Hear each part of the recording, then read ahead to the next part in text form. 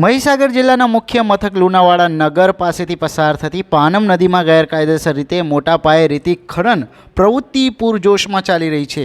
ખાણ ખનીજ વિભાગના મીઠા આશીર્વાદથી ચાલતા આ રેતી ખનનના વેપલાને લઈ સ્થાનિક લોકોમાં ભારે રોષ વ્યાપી રહ્યો છે, જે અંગે જવાબદાર ઉચ્ચ કક્ષાના અધિકારીઓને રજૂઆત કરવામાં આવી છે। મહીસાગર જિલ્લામાં પણ એમાં ખાસ કરીને લુણાવાડા પાસેથી પસાર થતી પાનમ નદીમાં નદી કિનારે આવેલા નગરને પૂરા પાડતા પાણીના કૂવા વિસ્તારમાં મોટા પાયે ગેરકાયદેસર રીતે ખનન પ્રવૃત્તિ હાલમાં પૂરજોશમાં ચાલી રહી છે। જવાબદાર સ્થાનિક ખાણ ખનીજ તંત્રને જાણ કરવા છતાં પણ રેતી માફિયાઓ સામે કાર્યવાહી કરવાને બદલે તંત્ર રેતી માફિયાઓને છાવરી રહ્યું છે। રાત્રિના 10 વાગ્યા પછી રેતી માફિયાઓનો બિન અધિકૃત રીતે પાનમ નદીમાં રેતી ખનન કરતા હોય છે અને આ રેતી માફિયાઓ પોતાની દબંગગીરી બતાવતા હોય છે। જ્યારે સરકારી તંત્રમાં જાહેર રજાઓ હોય ત્યારે રેતી માફિયાઓ દિવસ રાત્રિ ધમધોકાર રીતે રેતી ખનન કોઈ પણ જાતના ડર વગર કરતા હોય છે। ત્યારે આ પ્રવૃત્તિ વહેલી તકે બંધ કરવામાં આવે તે ઇચ્છનીય છે।